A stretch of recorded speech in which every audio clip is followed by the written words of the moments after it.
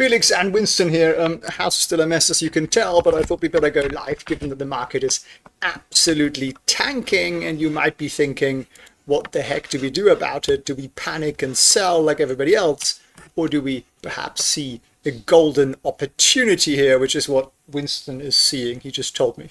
Can you see him? He's shot. There he is. More important than me, isn't it? Look at the mess there behind me. All those pictures need to go up. So I'm on one screen, and therefore it's a little bit messy.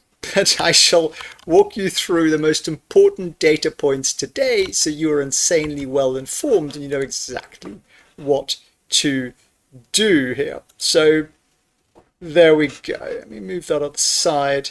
I know I'm blocking some of the stuff, but let me tell you, Microsoft is down 3.7%. Earnings apparently uninspiring. We'll talk about more that in a second. Nvidia, Amazon are down a percentage point. Meta down a bit more than 1.5%. Tesla though, flat. Apple flat. Visa, MasterCard up, which is nice. Winston is excited. Have you got enough space there, young man? Have you? Just about. He fits it quite nicely. So what's it actually all about? Well, let me show you. I read out analysts are stupid, and they really are. And the simple reason is, I just want to make sure you can actually see and hear me here.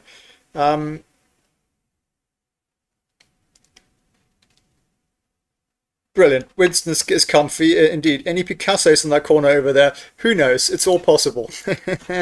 All right. So this is the headline from Bloomberg, right? Microsoft shares drop on disappointing cloud growth forecast.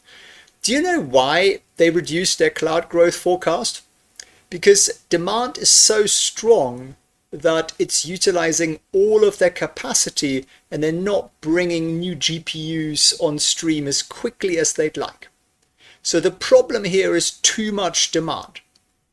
Is that a reason for a stock to drop 3.8% pre-market? Let me pull it up for you. Hang on, where is it? Did it go? This is SoFi, looking very healthy over in SoFi land.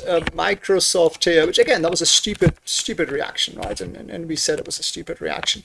Here is Microsoft trading right now here at $416. That's a pretty big drop for that stock, below the 50-day moving average line. We're back to sort of mid-October lows here. Where was the support? Support's at 400 right now, so at least we didn't break through that. But that's certainly, you know, where were we yesterday? 437. That's a pretty big move for a stock like that. So the market is just being an idiot. Microsoft saying our cloud computing, everybody wants it, everybody wants the AI, we just can't build it fast enough. They should call Elon, he'll fix that for them.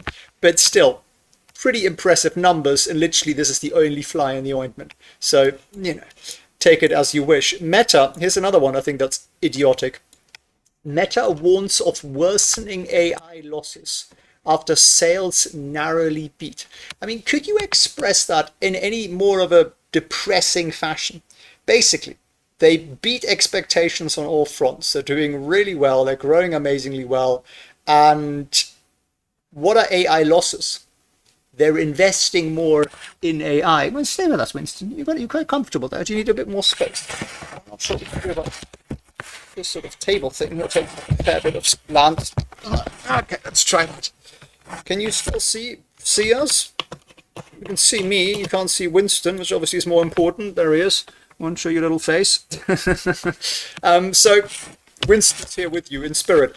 So yeah, basically, again, they're saying, we think the opportunity is so freaking good and great, we're going to invest more money into it. And Wall Street goes, don't invest in the future. No, just be profitable this quarter. Right. Bunch of nitwits. Let me see, you guys are still live. Is this a live one? Says Stan. I think that answers Stan's question. All right, so let me walk you through what I think is the bull case here as I'm juggling a laptop and a golden retriever. Are we on a shared screen? No, we're not. Winston, you're a bit hot. You're a bit hot. It's actually very, very pleasant here today, I must say, but still a little bit hot. All right, juggling screens, here we are. I'm going to give you the 7 reasons to buy this dip, okay? And of course, you have to do your own conclusion and your own judgment and your own risk management and so on. You know, it's just Winston who's saying, buy the freaking dip. Aren't you, Winston? Winston, should we buy the dip? This was advice from a golden retriever, and as always, smarter than 99% of financial advisors. But of course, in all seriousness, you should find yourself a good one and talk to them, and then learn so you don't need them anymore. We are literally right here at that red line right now in terms of where we are seasonally. Okay, Winston's had enough. Winston says, I can't deal with the doom and gloom. So we should be going up very significantly, which means I can go back into the center and be slightly more comfortable. So we should be going up another 4% on the S&P. And that doesn't sound like a lot, but 4% on the S&P, I can tell you, is a heck of a lot. Where would 4% take us? Pull up SPX here in Trade Vision. And we're going to do the maths. 4% of 5,800. Calculator 5813 times 1.04. Take us over 6,000 by the end of the year. That would be quite a nice Christmas present, wouldn't it, for most of us? Now, what if you're more of a tech investor? What if you're more of a NASDAQ kind of a guy? Well, let me show you this. We are right here, right now. And we expect to end the year sort of up there. And what is that in terms of percentage points? It's about another 4 percentage points. So similar story there on the NASDAQ. Where would that take the QQQ? Let's do some simple maths here. We're at 492. Let's ask Bill's calculator. 492 times 1.04 take us to 511. Which is actually slightly above the resistance line right now. It doesn't seem that far of a stretch, does it? But still, it would be, is that an all-time high? It would be an all-time high for sure, yeah. The last high was here at just over 500. So that's pretty good. So seasonally, we should be partying like it's 1999. Oh yeah, I'm doing this on Saturday, which I'm excited about. Hopefully with a bit of a better setup. I don't think we've done a weekend live training for ages, and this is going to be one this Saturday, definitely the last one we're doing this year. So if you are not usually able to join me during the week, or you have never joined our stock trading, stock investing bootcamp, then join me, seriously. felixprehn.org/bootcamp on Saturday. It'll be live. It's 9 a.m. New York time, which I believe is 2 a.m. London time for you Brits out there. And you will learn how we spot those big juicy breakouts before they happen, and also you can ask me questions live, right? And it'll all be about literally teaching you systems and rules about how to make more money from your money. So felixprehn.org/bootcamp is where you go. It's also down below. Is it? Yeah, it is down below. Well done. I'm a bit small and uncentered, aren't I? Never mind. We'll deal with that. So earnings. We touched upon that a little bit there. For Microsoft and Meta, the market just saying we don't like it, even though it was really, really good. Uber reported this morning. I haven't checked on that yet. MasterCard looks like it was really good. And then after close, we get Amazon and Apple.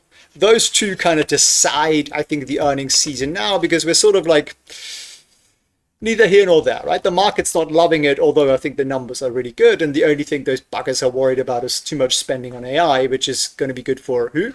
NVIDIA, exactly, right? And if you ever look at pre-market here, well, it's a lot of red, right?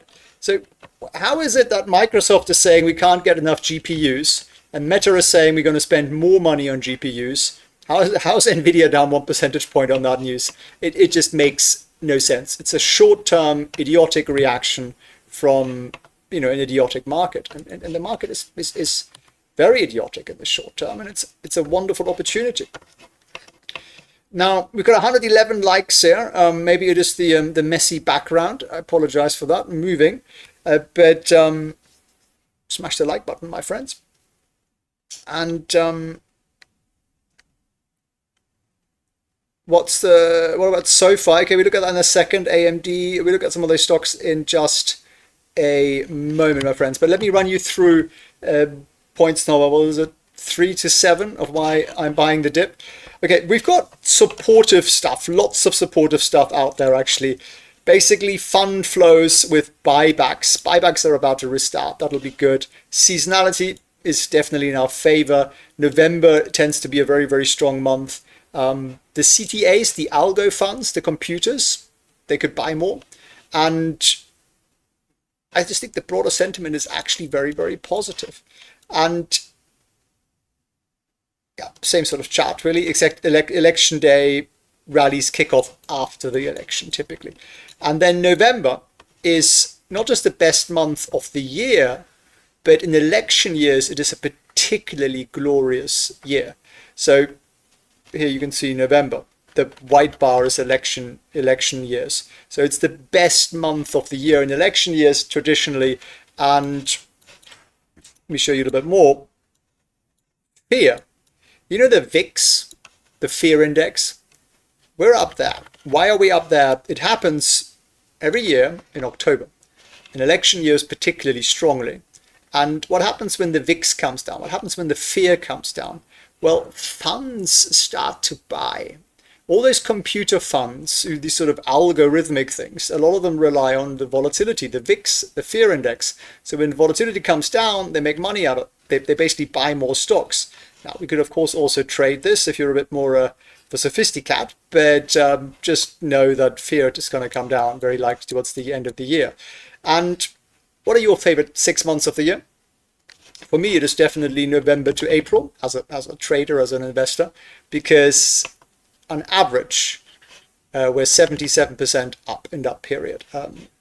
Of the time, 7% gain between November and April. So it's the best time of the year in the market. What are the worst months? October, I would say. I think October is probably the worst there is. August can be very choppy, as we also saw this year.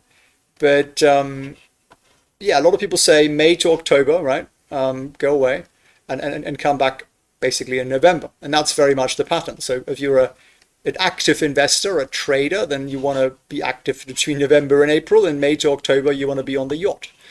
Basically, that's sort of the goal. And here's another one. November to January is traditionally the best 3 months of the year. So November to Jan, you want to be really in there. February can be a bit dicey. And yeah, so enjoy the next 3 months, enjoy the next 6 months. And then we got also some really nice buy signals here triggered yesterday by this is Trade Vision. Now, if you want to get your pause on that, there you go. You get a week's trial. So that's a screenshot from it here, and it triggered a buy signal on the S&P Communications Index yesterday. That's XLC. We've got a buy signal on Zoom, for example, as well. And this one here actually looks pretty good. So that might be something to look at. Don't buy it because I mentioned it, but make it your aspiration to maybe do this. Look, buy and hold. Communications was 10%. Trading it, you would have made 29% in the last 2 years. That's the power of Trade Vision. Here's another one, Zoom, that also looks pretty good. Why does that look good? Because you see where we are here, and you see that we've exceeded the previous highs, basically all of them. Only that one left, but that was pretty much 2 years ago now, so that's kind of irrelevant. So very, very nice what Zoom's doing there. Looks like a decent breakout.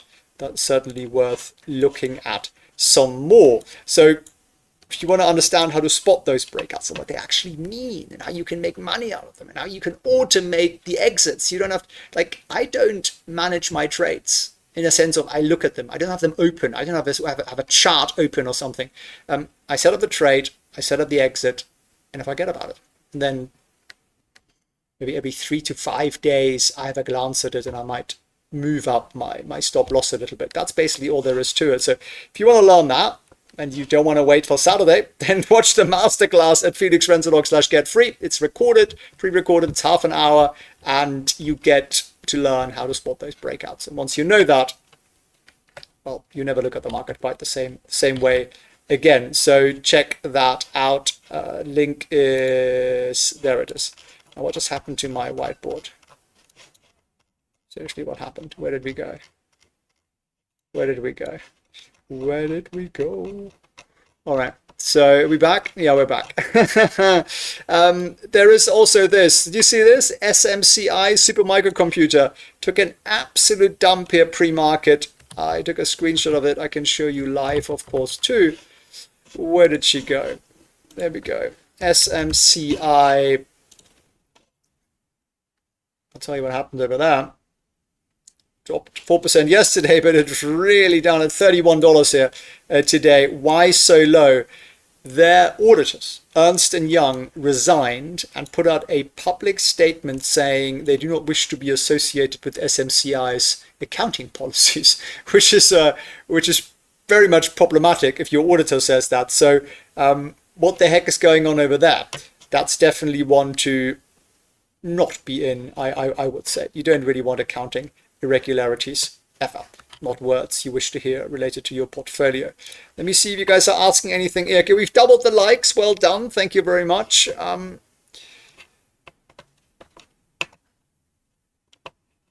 Where did you go, my lovely? Indeed, that's the one. That's what I was thinking about. You see, I learned my entire vocabulary comes from pop songs. That's how I learned English. It's very, very disconcerting. So every time somebody says something, I have sort of a 1990s or 80s pop song lyric in my head. It's very weird.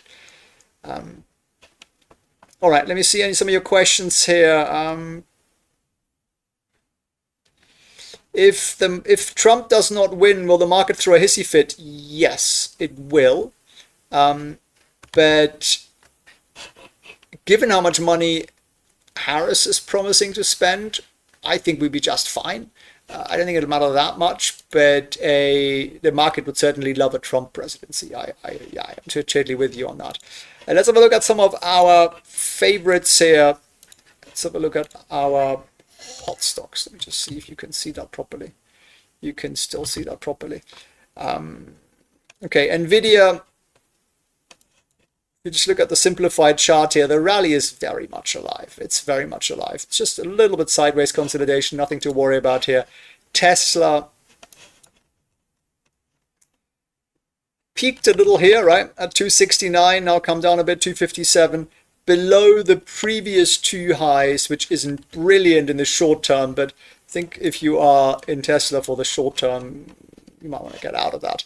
It's not really one for that. AMD, somebody mentioned. We triggered an exit signal here yesterday, as in run. Doesn't mean you should, but yeah, it's not done very well. We had the last three rallies here basically ended in chaos.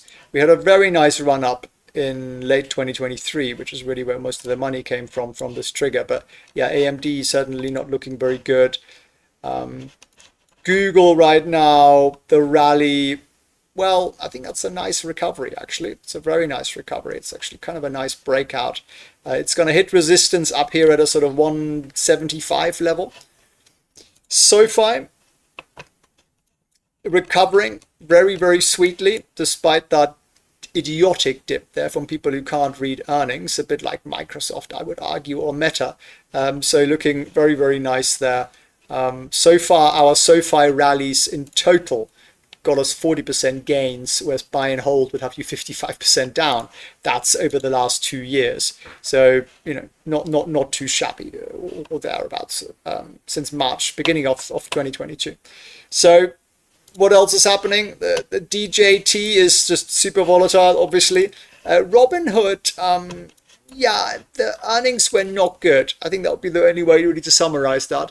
There's some one-off stuff that they have in there, but under-delivering, I would call that for sure. So there are some of our big ones. We can, of course, also look at a more sophisticated chart, if you don't mind, say a Palantir or something. And let me just glimpse at your questions as I'm juggling windows here. Should we exit SoFi, says Mindio. Look, I can never answer that sort of question for you, because if I did, I'd be giving you financial advice, Min. Especially as I know you a little bit. But come back to your rules. Like, write down your rules when you enter and why and when you will exit it. That's really the only way to actually make consistent profits.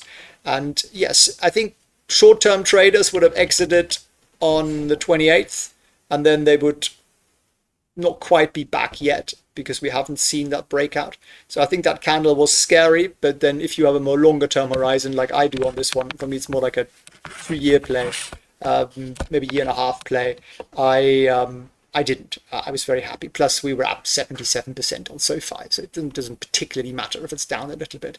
So the rally, in my opinion, is still going. We're above the $11 resistance. Be interesting to see if that resistance moves up to sort of $12 or more over the next few days there.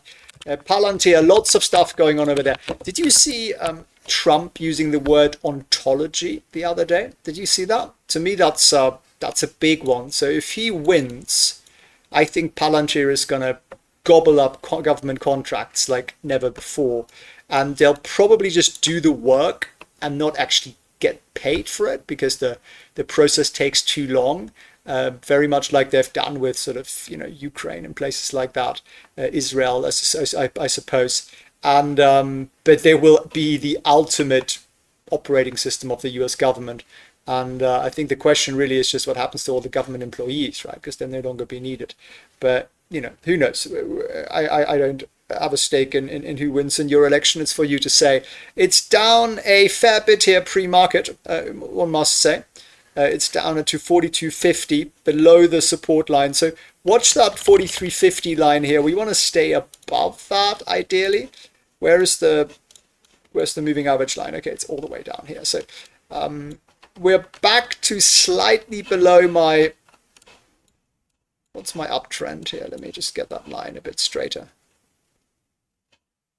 That's not a very good line, is it? So what do I do with these kind of lines? And you might think that they're silly. Are those moved together? How weird. Okay, let me just delete them and start again. Can we? Yeah. The purpose is to connect 3 lows at least. And we sort of have that here. And then that becomes your uptrend. And when you drop below it, it might be a point to take some profits. That's sort of the theory with it, at least on maybe part of your position. But at the moment, very, very far away from the 50-day moving average line here. So everything to me looks still pretty wonderful.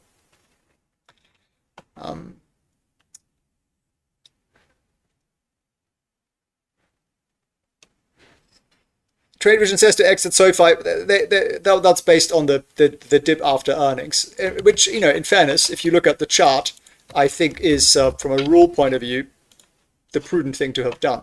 I didn't. But then, I don't have to fall in algorithms slavishly. But if you, let me show you again. Connect the rally, right? This is the rally. Basically, all these lows down here, and then that low broke significantly through the uptrend. So exiting here would have been, I think, a prudent thing to do. You didn't know it was going to rebound the next day, right? Unless you'd read the earnings report. But from a chart point of view, you didn't know that. So yeah, that's kind of where risk management comes in. Look, trading is never about maximizing profits. It's about minimizing losses. If you minimize your risk, you make money. If you only maximize your profits, you'll lose money. It's as simple as that. And you can be in a great trade and you did everything right and everything sounded absolutely wonderful, and you didn't really make anything with it because your exit rules kicked you out. Was it still a good idea to follow them? Yeah, absolutely, because there will have been scenarios where that went down 5% and then another 20%, and therefore big drops below the trend line, big volume, it's usually a red flag. So the call, I think, was actually a good one. Like number 300 smash there, Jerome. I wish there was a present for that, and there should be. Book recommendations, please. 4-hour work week. Not an investing book, but it'll change your life if you read, if you implement what he talks about. And that book's quite old now, but it's still incredible. What do you think of SMCI? Yeah, just run generally. Am I in Jamaica? No, does it look Jamaican behind me? Does it? Oh, you mean because of the palm trees and stuff? Well, we are in a messy house. We've just moved back in, and everything is upside down. But yeah, there is a very sad-looking mango tree there, and 2 very sad-looking banana trees who want to go outside. But there isn't any space at the moment, so we need to fix that. Will this help for long-term investors? I don't trade. Absolutely, yeah. the same rules actually apply pretty much. There's some slight tweaks as to like the speed you get into trade or positions in, but ultimately it's the same set of rules. So if you want to avoid being a bag holder, say let me show you what was a bag holder stock, PayPal for example, right? Traditional classic bag holder material. And if I go out here a bit more than 2 years, long-term investors bought all the way up that rally here, right? They were buying all the way up here. And what did they not do? They did not exit there. And why should they have exited there? Because, well, if you understand what the rules are, you should have exited there. And instead what they did is they probably bought all the way down too, making the amount of bag holding really, really horrible. And then where did they sell? They sold down there. Why? Because they gave up and they got frustrated. And what then happened is, well, we are just in the midst of a breakout down here and it's going back up, right? So they miss the rally and they just destroy capital, and it's avoidable. It's just avoidable by simply following rules and just setting them up, the automation. So as an investor, my friend there, it's the same. I'm not showing the screen. I'm sorry, guys. I've only got one screen, so hard for me to... We'll do it again. We'll do it again. Don't you worry. Okay. What do most people do when they look at a stock like a PayPal, right? So they dollar cost, right? So they buy at all these green lines. They buy and they buy and they buy and they buy and they buy. Goes down and they say to themselves, well, if you loved PayPal at 275, you're going to love it at 250. You're going to love it at 200. You're going to love it at 175. And at 150, you're feeling a bit queasy, but you are discount averaging into it. And then at $100, you feel really like quite sick about the whole thing, because at one point you paid 300 at the top there. And what should you have done? You should have sold there. And you might say, oh, with hindsight, it's easy to say. No, it's nothing about hindsight. It's a simple rule. It's a very, very simple rule. You connect these three lows here, something like that. And you drop below that. You drop below the 50-day moving average line, and you get the heck out of that situation. And therefore, you actually made money. And what does everybody do instead is, well, most people will have sold somewhere down there. They sell there, because they get frustrated and they give up and they say this stock sucks and PayPal is horrid and it's some woke nightmare. And what they don't then do is spot the breakout as it happens down here and as the thing is about to take really off, in my humble opinion. That's what the chart says. It's likely, right? So what did we do? Well, we want to sell up here and we want to buy down here. And that way we avoid not just the painful capital destruction on the way down, but we also avoid almost 2 years of bag holding. And 2 years of your stocks doing nothing is really expensive, because you could have owned a stock that could have gone up 50% or 100%, or just bought the index, which has gone up, I don't know what, 30% or something in that time period. So this is avoidable. So come and learn the rules with us. Come and join the webinar on Saturday at felixprehn.com/bootcamp if you want it live, and you can ask me questions and so on. Or if you for some reason can't make Saturday, maybe one of the rare people who work Saturday mornings, then just go and watch the masterclass. It's a 30-minute sort of compressed version really that I recorded, because I appreciate not everybody's always available when I run a live session here. So check that out. Link is down below. So any other questions here, as we got 324 likes?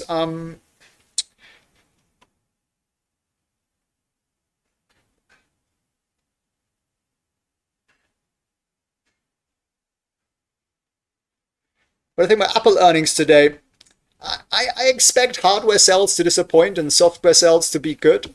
We just need the service revenue to be good enough, and the number of phones out there to stay consistent, grow slightly, and that way they have a potentially brilliant service business with higher margins, and I'd expect a ton of buybacks. That's really what we're looking at here. eBay is crashing. Yeah. eBay is, look at the platform. I used to have an eBay business, one of my first businesses, and the platform looks the same. Features are the same. It's still a freaking nightmare to use, hard to find everything. They haven't innovated in like 20 plus years. So yeah, I think I'm surprised they're around, to be honest with you. I don't get it. I buy stuff on eBay sometimes because it's good stuff on there sometimes. But platforms are horrible. Absolutely horrible. All of it. Super user unfriendly. It's hard to combine shipments. There's no logistics. The freight costs are too high. The communication is a nightmare. You know, it's just, yeah, it's a miserable app. So I think they deserve to go out of business, to be honest with you. I'm not really surprised. Mr. Moose, you joined Goat Academy last week, so interactive. I love to hear that, my friend. Are you in the stocks program, the one that we just launched on Monday? Aruna, you're in the eBay business as well. Yeah, it was fun, wasn't it? It was sort of like a, yeah, I wasn't living on it, but it was sort of a supplemental thing. I did Google Ads websites, and we also had an eBay business, and yeah, I sold a ton of stuff on it. It was good fun. It was good fun for a while. Jeff, you're watching my masterclass. You think it can't be this easy?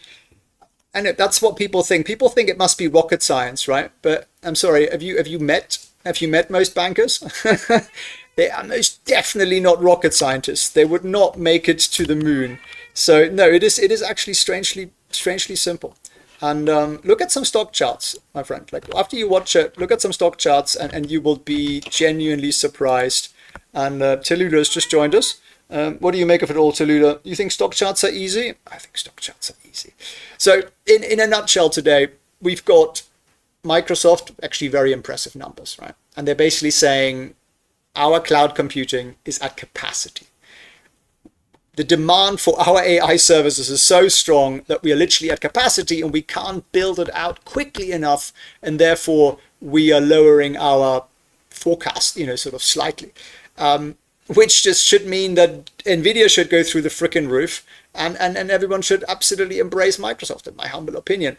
Meta, similar story. They're basically saying we're going to spend more on NVIDIA GPUs, and therefore our AI, division is going to be stronger down the road, but it'll cost some money to build it.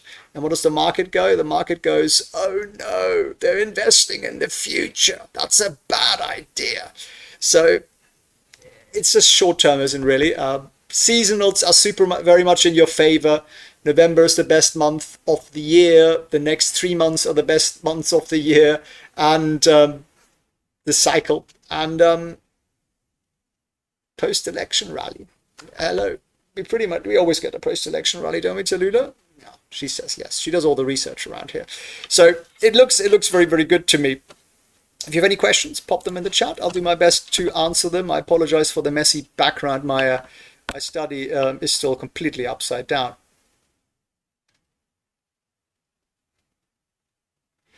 Christian says, with the knowledge from Felix, Elliot, the coaches, it's made easy. I love that, Christian. I know you've been inside the program for some time. And yeah, Elliot's absolutely amazing. He's also in the brand new stock trading investing program there that you can learn a little bit more about if you watch the masterclass. But you're gonna learn some genuine stuff there in that masterclass anyway. But yeah, Elliot's an amazing mind. He's one of our former market makers. He's an amazing guy. PayPal bouncing back. Love to see that.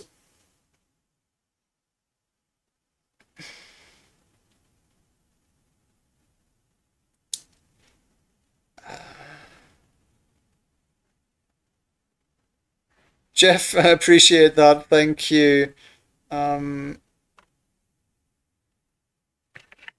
NVIDIA is now at resistance. Okay, let me have a look. Let me share my screen with you first. There we go. It's a bit of a challenge. I don't know. People work on one screen, to be honest with you. I know it's a real problem. NVIDIA, you were saying, right? NVIDIA. Market's now open, by the way. 6 minutes into it, which is cool. And resistance is 150. We're at 135. So, we could go a fair bit. We are very, very close to the support line, if that's what you meant, at 135 here. But we haven't gotten that. Let me have a look at minute chart here. We've only been open for 7 minutes.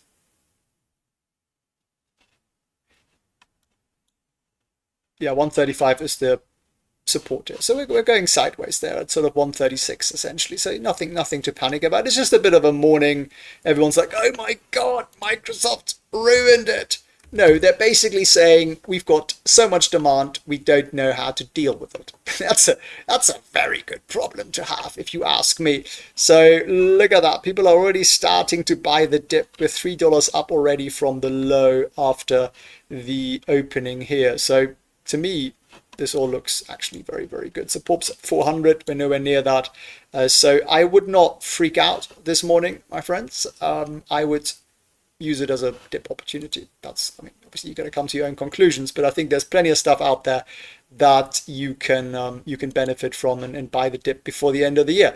If you want to join the there we go, the live bootcamp that we're running on Saturday. I don't think we've done a Saturday. Have we done a Saturday, a weekend live teaching training this year? I don't know. Anyway, it'll be the last one this year. So come and join us if you want to learn how to spot breakouts before they happen. Understand those very predictable patterns in the market, just like a guy on Wall Street would.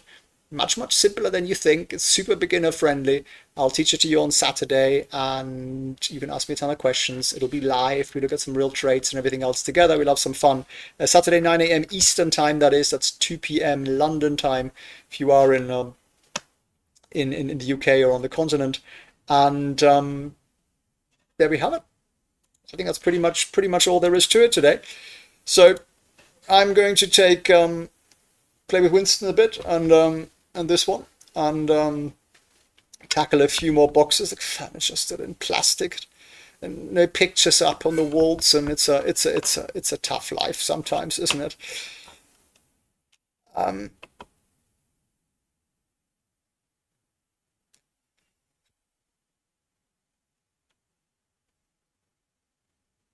Okay. Felix, get a triple screen set up. I used to actually. Now I have one massive screen and then one small screen. I actually took the third one down. I never really used it. I don't need a lot of screens. It's just like, one laptop's a bit, it's a bit. There we go. Still 2 months to go. Where are you currently? I'm currently in Hong Kong. LHC is French. Can you speak with an American accent or a British one? I don't understand. See, the French and the Brits don't really like each other. They're divided by about 300 years of war. My friend, I'm German. That probably makes it worse, doesn't it? LHC, the Frenchies left the building. Thanks for tuning in, my friends. Smash the like button on the way out. Make sure you sign up for the class on Saturday. Links down below in the description. And I'm excited to see you there. Hopefully by then in a finished studio with working power and Wi-Fi. and until then, to Lulu and I say, enjoy this beautiful day. Look around for